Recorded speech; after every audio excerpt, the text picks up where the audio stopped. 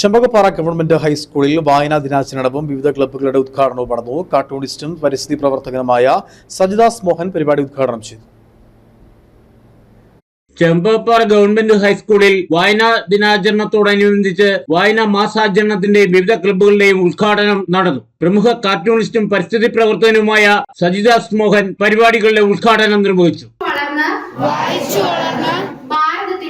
ഭാരതത്തിന്റെ അഖണ്ഡതയും സംസ്കാരവും ഉയർത്തുവാൻ വേണ്ട പ്രവർത്തനങ്ങളിൽ സജീവമായി പങ്കുചേരും.